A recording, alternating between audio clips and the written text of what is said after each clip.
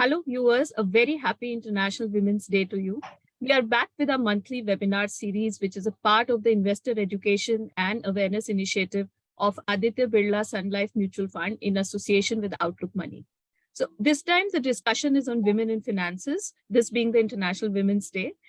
So starting the discussion, we see more and more women joining the workforce, but very few of them are really becoming financial decision makers at home. And fewer are thinking of achieving financial independence per se. So we have a panel of expert women financial advisors, and there is a male expert also, but he's been working in the field of for women, and he has a very particular initiative for women that he's been working on for many years. So we'll discuss the issues that women face financially at home, even otherwise, with the panel of experts we have today. So let me first introduce the experts to you. So participating in this discussion are, like I said, two women experts from the financial planning domain. I would first like to welcome Kiran Telang, a SEBI-registered investment advisor and a certified financial planner, who is also the co-author of the book Moneywise Perspectives for Women. We also have Shweta Jain, a certified financial planner and financial advisor, who has also authored a book, My Conversations with Money, and is among the youngest advisors in the industry. And last but not the least, Mr. Rao. Mr. K.S. Rao is the head of investor education and distribution development at Aditya Birla Sun Life AMC. And like I said, Mr. Rao has been working for a focused women's initiative for a long time. Apart from that, he really strives to take financial literacy and investor education to various demographic segments across geographies. So welcome all of you to this session. Thank you so much, Nidhi. So I will head straight into the discussion again. So like I was saying earlier in the introduction, that, more and more women are joining the workforce now. We see more women around in offices, though, the number is still less, but at least compared to what it used to be before, there are many number of women that have entered the workforce. So what stops them from becoming decision makers when it comes to investing money in their household? So this question is for you, Tilang. Let's open the discussion with you.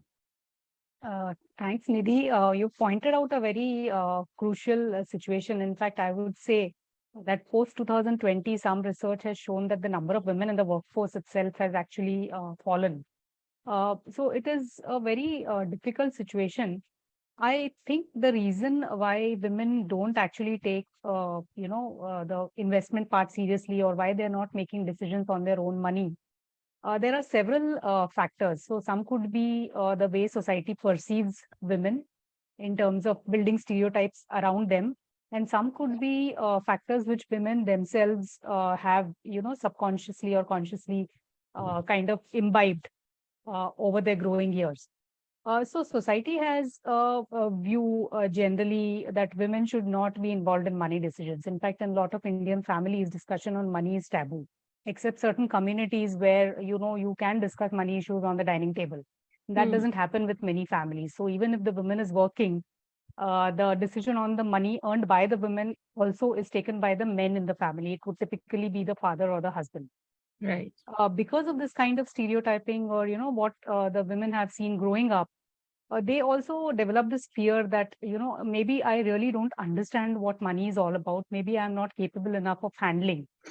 And another factor also adds up is that they already have so much on their plate. They are so busy. If they are also having a professional career, they would be managing the home and they would be managing their career as well. So adding money decisions to that is burdening them further. So, they would rather not get into that arena and leave it to the male members of the family.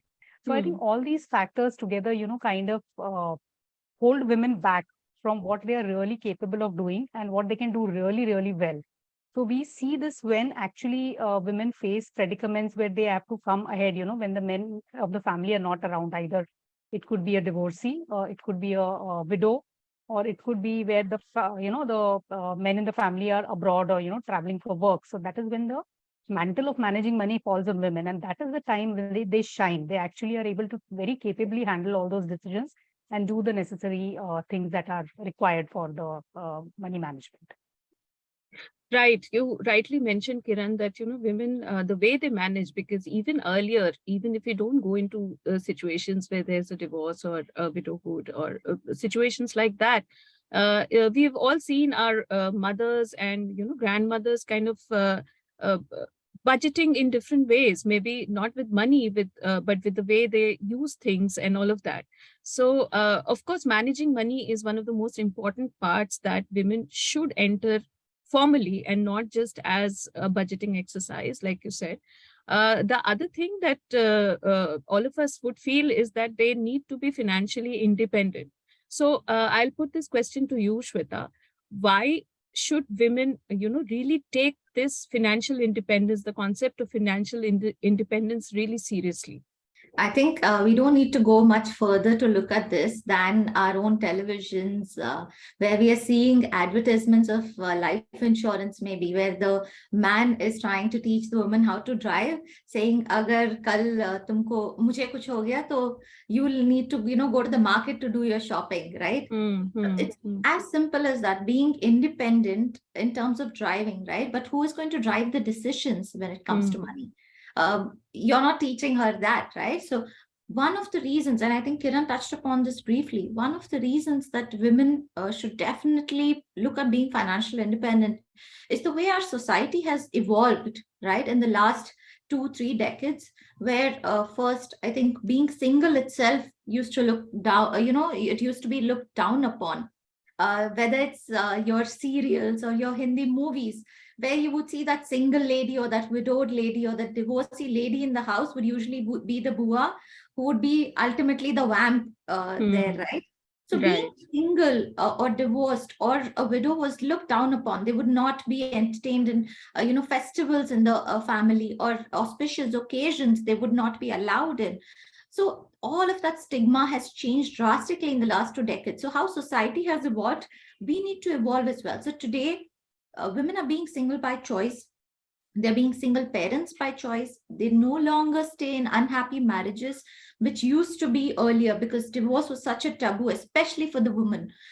So when all of that has changed, women now need to be financially independent as well. Because if you're working, if you're whether homemaker or otherwise, and if you don't have the freedom or the flexibility to make key decisions on how to spend your money, how to invest your money, how much to spend on kids' education, or their extracurriculars, whatever it may be, if you are not in charge of that or in control of that, or even a part of that discussion, what decisions can you really make, to be honest? And I think money, more a taboo, which we are seeing in families, is now being evolved to being something that empowers you as a family, being that something that empowers you as a woman. So you see that your dreams can be achieved, whether it's that backpacking across Europe when in your 30s or in your 40s, going on that women's vacation, all girls vacation, even when you have kids at home and they're being taken care of, your husband, who is now an equal partner. We're talking about share the load. So society has changed so much. So women need to now take up this responsibility. I know there are so many tabs open in our head, work, life, grocery shopping, Amazon sale, and whatnot. I know all of those tabs are open. But one more tab that needs to be open is investments, so that we can really be in charge and in control. And we spoke about these life situations, which Kiran pointed out very beautifully, that, when you're a single parent or divorcee or a widow, at that time, these responsibilities are then suddenly thrust upon you. So at that time, when you're going through an emotional trauma, it's not really a great time to be starting to learn something like this. So I think all of this, when you see that, this is a no-brainer, that I have to be financially independent. I have to know how my money is working for me and how long I should be working. And I think another thing that, and I'm an Amitabh Bachchan fan as well, and I'm sure the others are here too. So I'm going to highlight this here. So a couple of years ago, I think about 5-6 years ago, Mr. Bachchan came out and said, my daughter would get the same inheritance that my son would. Before that, you actually would see that while it was right thing to do to give it, between daughters and sons equal as inheritance, but you would not see that happening so normally. But now in the last 5 years, 7 years, I think it's so normalized that girl children are not treated differently. So for women who think I'm a homemaker, I don't need to know money decisions. My husband is going to take care of it. Nothing in our life is going to go wrong because I have prayed and I have visited all these temples. So nothing is go wrong. Okay, great. But you still might get inheritance. At that time, you should be involved in. If not, put it on your brother or your husband. Be in charge of those decisions. Take those responsibilities as well. And I think women as multitaskers will not shy away from this responsibility as well. Absolutely. Now, like we said in the Outlook Money issue also, it's like time to take charge because the world is moving ahead.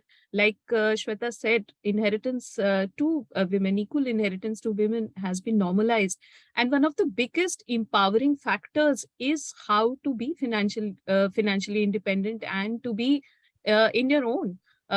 Like it or not, money is a very important part of life, and everyone kind of needs to be on top of it, know what it is, define their relationships with it, and work accordingly. So, coming to Mr. Rao, like I have been mentioning that you have been involved in this For Her campaign run by Aditya Birla Mutual Fund. Could you tell us a bit about that campaign and how does it help women to become financially independent?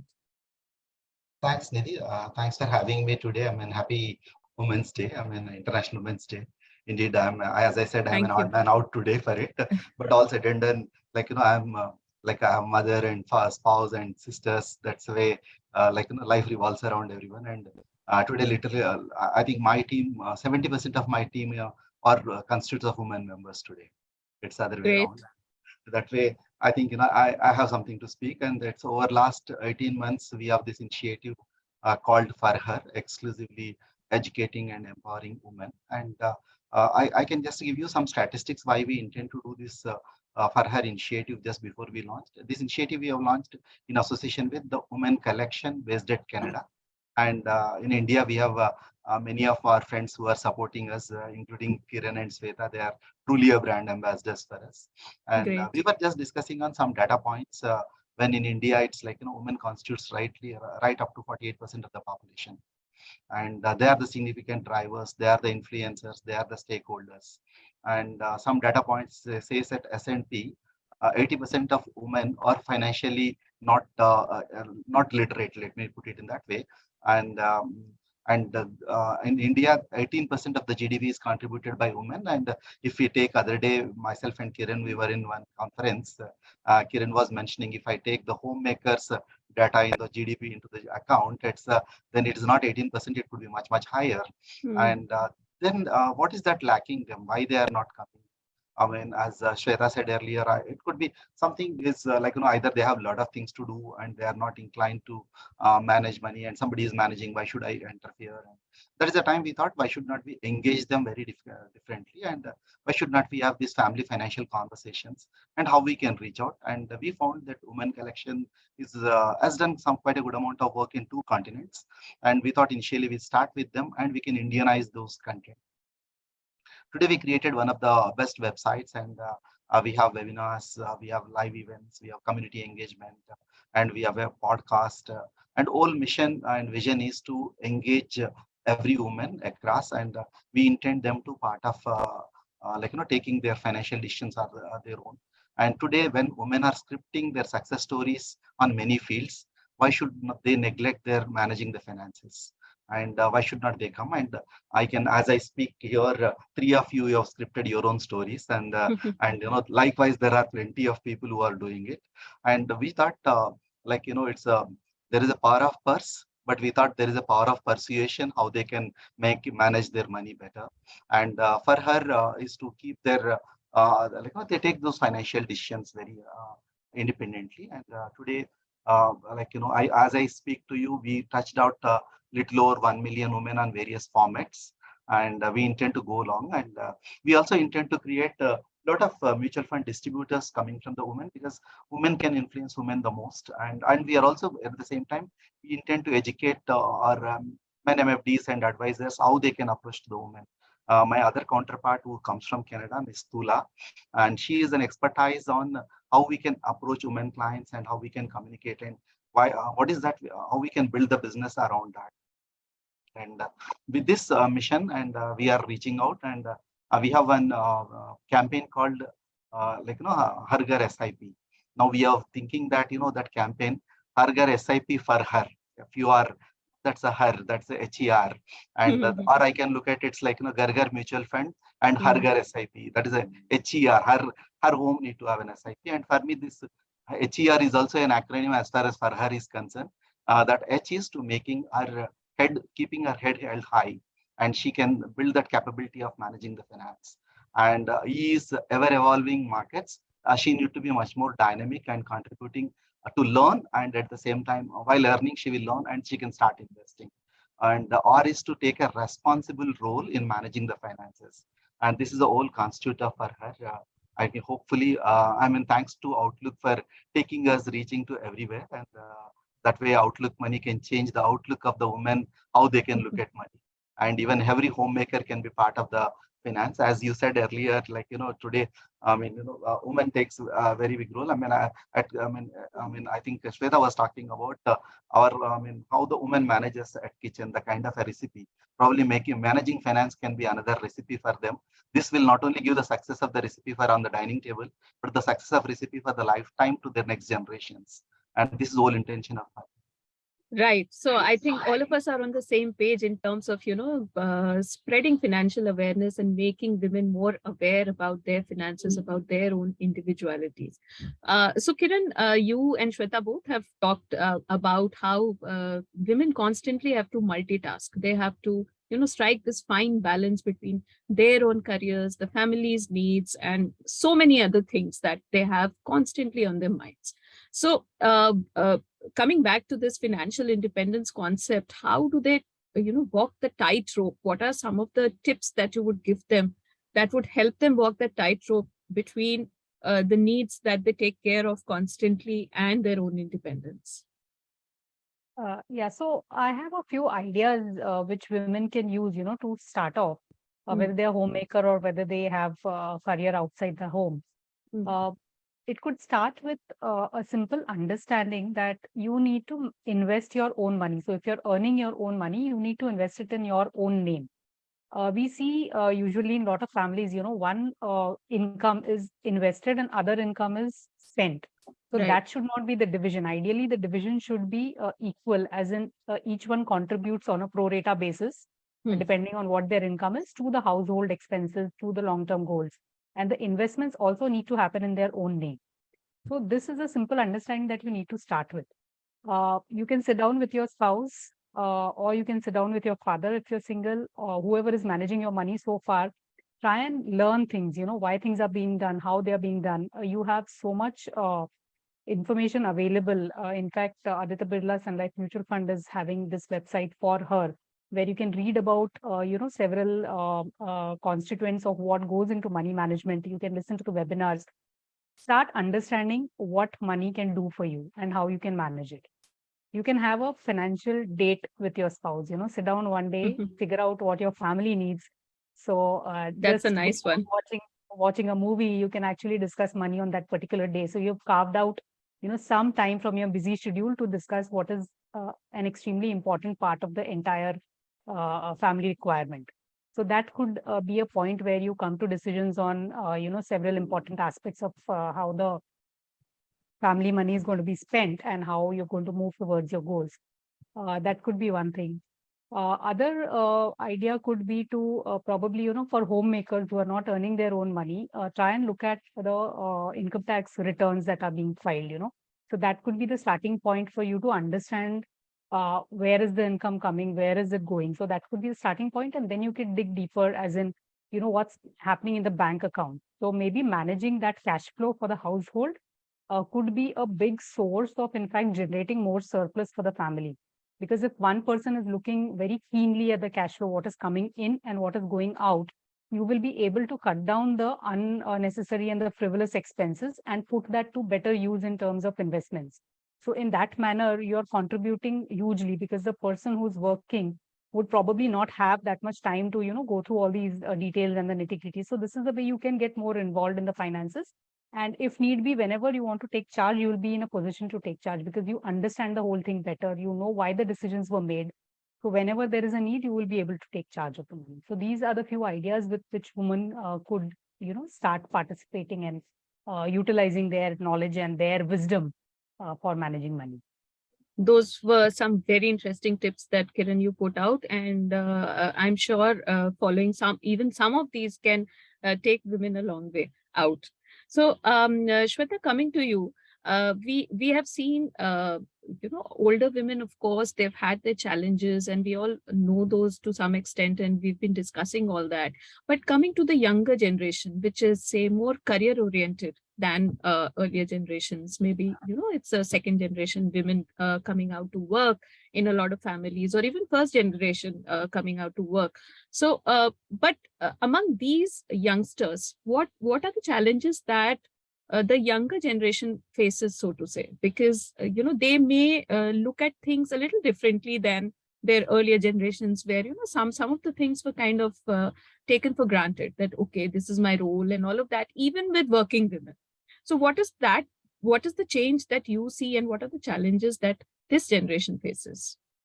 So I think this is a generation that's facing quite unique challenges because of all of these factors that you mentioned, right? Mm. And they, of course, need unique solutions because of these. One of the things, of course, is that at that point, you're in a sort of a rebel phase where you're trying to not listen to what your parents are saying and trying to prove yourself, right? So it may work for them, may not work for them. I'm not talking about that, but that's the phase that you're in. That's the kind of mind frame you're in. So at that point, if you're actually looking at content and if you're actually looking at information, whether it's our website, whether it's the videos, whether it's webinar, however you're consuming our content, which is why I think For Her has this different kind of content, or while you're traveling in the Mumbai local and you're listening to a podcast, or you're stuck in Bangalore silk boat traffic and you're listening or watching a video, whatever it is that you're doing, you're learning. So I think the first thing that women are now open to, especially the young women, are trying out new things. They don't have this pressure of being perfect, which I think our generation has, that we have to be perfect in all aspects, because that's how we were raised. This new generation, they're okay with making mistakes, but they want to learn. So I think that makes quite unique. So that actually works in their favor, because then they're looking at all of this, then they're starting with baby steps, and they're not really scared. They may be hesitant, they're not really scared. They may be consulting among themselves, whether it's a male or a female friend or a peer or a colleague. They're consulting each other and talking about money, where earlier it wouldn't happen. The men would stand aside separately, having their own conversations. The women would shy away from the sort of board table today and, ask for that seat. Today, women are much more comfortable asking for that seat. So these conversations are becoming less and less gender oriented, I feel, among the younger generation. So they're okay to try, they're okay to make mistakes. I think that really works. What doesn't work in their favor is the temptation that is all around. They're earning money, and a lot of money, more than our parents have seen, more than us. Their starting salaries are much higher than what ours were. So the temptation to sort of spend it all and live it up is much higher today. The peer pressure is equally high. And there are all of these spending apps, right? So it's that much more easier to spend, which makes it more difficult to save. Moving out to new cities has its own challenges, so when they're moving out for work, when they're moving out to travel, when they're moving out to explore, all of these means that money is going out of the pocket. As a Marwadi, my dad used to always tell me that, the minute you leave the house, kharcha shuru ho jata, the meter starts running, is what he used to tell us. That's what I think happens. We don't realize, like even a bottle of water, right? Outside you're going to pay, whether it's $10 or $50 or $100. At home, it's free, right? Literally for you. So as soon as you leave home, the kharcha starts. Income may or may not be able to match up to that. So the temptation to take on loans for weddings, to have these fancy weddings because your friends have had that or whatever, the temptations are just increasing day by day. The access to credit, I think, works out negatively sometimes, because even before you learn to save, there are all of these people trying to call you and say, take my credit card, take my loan, buy now, pay later schemes. All of that is then spoiling the behavior, I feel. And I really recommend youngsters not to opt for these before they form their habits, Otherwise, for anything that you want to experience today, you're just taking on loan and counting on your next income or next paycheck to do that. So I think a lot of these unique challenges, which sometimes my parents don't understand when I talk to them, right, about all this, they're like, why would somebody take a loan to go on a vacation? Like, that's, I mean, we didn't go on vacation unthinkable for 10 for years. that generation, right? Yeah.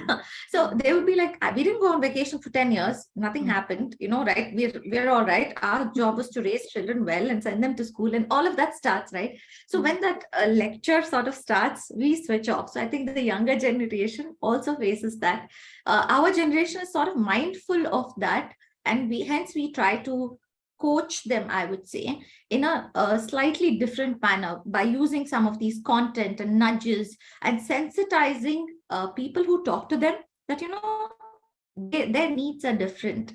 So you need to understand what challenges they face before you go on that gyan giving spree and tell them, we didn't do this and you don't have to do this and you can survive without that vacation and blah, blah. It's not as simple as that for them. The problems that they see at that age is very big for them. It may seem very trivial for us. So I think very unique challenges need unique sensibilities and unique solutions.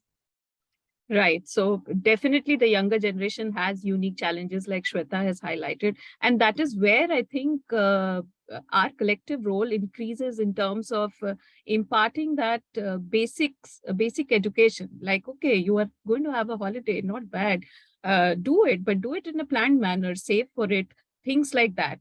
And that is where campaigns like For Her also assume importance. So coming to you, Mr. Rao, on that note, is that, in your experience, you may have interacted with a lot of women through this campaign. What do you think are the main challenges that women face, and what do you think they should do to overcome them? Yeah. Thank you. Thanks, Nidhi, once again. And Shweta and Kiran, it was amazing the way you put the conversations. It's really good. I mean, I can say that only request audience, please visit our Farrar website. The kind of the message what Shweta, Kiran spoke here, there are good podcasts and webinars and the tutorials, and both of them have spoken many a times, and it's very interesting. It's a conventional thinking to conversational listening. It's and getting the application. And coming back on when our experience so far, things are not as bad as we think. I mean, we could look at, when we interact with many of them, we went from down south Kerala to almost, to some parts of the Jammu and across the country length and breadth. And when I was looking at many of them, it's like they're strategically more decisive. And when it comes to money, only they hesitate just because either they lack of this awareness, or there is an urgency that we need to get involved. That's what the first observation. And things are changing much faster. For example, a couple of years back, when I look at mutual funds, 1 in 5 investors are the women. I mean, during the pandemic and the last 2 years, 1 in 3 is a woman. That ratio itself has gone up. That itself is a significant improvement I look at. And I mean, the second, there is one big campaign we are running from the Amphi side. This is called a mutual fund, MFD Kare Shuru. And what we did is from Aditya Birla on that is MFD Kare Shuru, we are focusing more on the women, and why should not we get more women financial advisors? Today, we are only a handful of financial advisors. And we are just embarking on this mission. Can we get 5,000 women advisors in the next 2 years? And then that will become much more easier. They can go and communicate it. And the second part, what we observed for the women, why they won't take the decision is they have little lesser time available to them to take care of the finances, and they don't want to interfere. Like, somebody is taking care, things are going fine. But we have seen the cases during pandemic, since they have not involved, when something went wrong, they paid the bigger price. And it was everywhere there was a pain, somebody has to guide them. And they just lost because suddenly the shock has come to them. And it's like, they face that. And the third that comes from them is the fear of losing. And when we interact with a woman, they always say they never want to lose the money. It's a challenge, and it's for us to responsibility. They are much more risk averse. Then we need to make them what is the relation between risk and return, and how much risk they can take, what they should not take. And then if you understand their traits, then you can create that content much better. And that's where we pulled on that contents. And as earlier Shweta was telling, we are making it as a family financial conversations. As Kiran said, how you can have a financial date, and we are just putting it. I mean, to jokingly, I can say is I used to tell in the meetings, your pedicure can be replaced by PEDI. You can focus on your pension, and you can pension, equity, debt, and insurance. This can take care of your right pedicure for the lifetime. And your manicure can be added little more with a flavor. You can have your mutual funds, you can have an alternate investments, or you can have a new investment structures. If you understand, your pedicure and manicure for the life can make everything look better.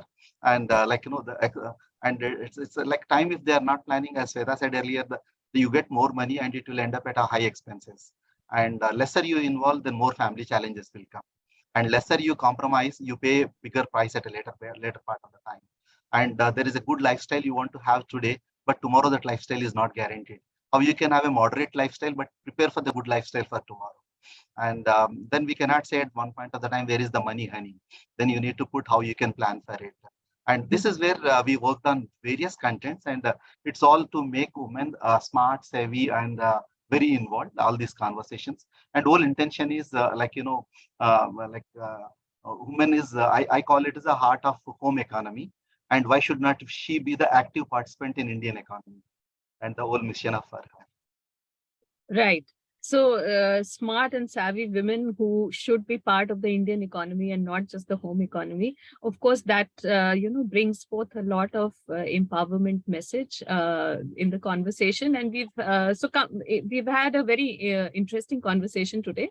But coming to the end of the session and summing up the session, so I would like to pose one question to both Kiran and Shweta, which is that we have spoken about tips, we have spoken about strategies that women should have, but there is one thing which is commonly said about women, that they are emotional about certain things. So according to you, what is that one emotion that they should overcome when it comes to finances and sorting their lives?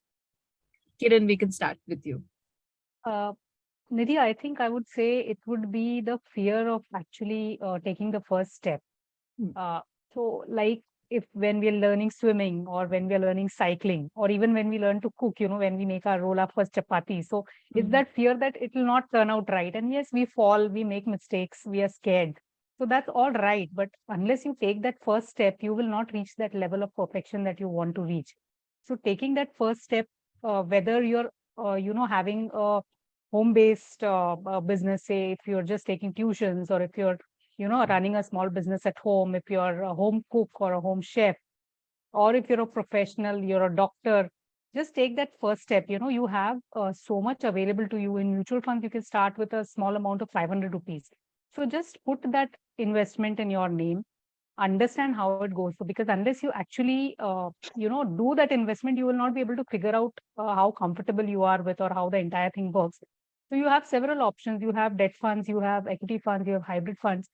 So start with small amounts in each of these, see how you feel about it, try understanding that. And that is how you will begin your journey, and you will reach the ultimate goal of creating wealth for yourself. Right. Shweta, coming to you. What is that one emotion that women should overcome to smoothen their financial lives? I think the one emotion, it's actually a positive emotion, but the fear of not being perfect. Like women want to be perfect, right? And we want to be the ideal bahu, the ideal daughter, the ideal mother, the perfect mother, all of that. So overcoming this in investment is really important, because you can never be perfect. And whoever you are, even Warren Buffett makes mistakes, right? You can never be perfect. So I think this fear that I have to be perfect and I have to get it right every time. I think this is something that women need to get away from, and that the fact that overall you will be right, that should be good enough. The fact that you are so scared that you may take a loss for a small time will keep you away from an asset like an equity, right? Which is otherwise a fantastic asset. But because temporarily that money might go down, I think that fear of it being positive at every time, that is what women need to take away from. They need to step away from that. I think Sheryl Sandberg has put this beautifully in her book Lean In, that if men are about 60%, 70% ready for a job, they'll say, you know, I'm there, I'm going to do this. But if women only are 100% up to it, they will say, I will take up this job. Absolutely. So in investments, you can never be 100% sure. There's so many factors that are, you know, up in the air. You can never be 100% sure. So women need to step away from being perfect and say, you know, I have about 70% confidence and so and so. Rest, I will learn along the way by taking small steps, like Kiran said, right? Small steps and continuously learning. But I will start. I don't need to be perfect. I need to start. I think this is the message that I have for women here. Thank you so much, all of you. That was really a very interesting conversation that we had. And definitely on this occasion, 3 cheers to women, to overcoming fear, to taking charge, and to coming out on their own and carving out a life of their own. Thank you so much. Good day. Thank you. Thank you. Wish everyone a very happy Women's Day. Happy Women's Day. Thanks, Nidhi, for this session. I mean, probably I'll not only wish all the women happy Women's Day, but this Women's Day, let them resolve that they can break the mindset and get into the new wisdom of knowledge of managing money. For that, probably they need to do 3 things today with the 3 wonderful women around. One is Nidhi Sinha, being an editor of Outlook Money. Continue to read your Outlook Money. And Kiran has written a wonderful book for the women called Wise Money, and it gives opening of how you need to be wise managing the money, and women can do that. It's a fantastic book. And Shweta and the conversations of the money, how you can have these conversations. I mean, this will change the entire outlook, and wishing them the very best. Thank you so much to having more conversations. Oh, Thank you. thank you. Thank you. Wish you wonderful, Oli.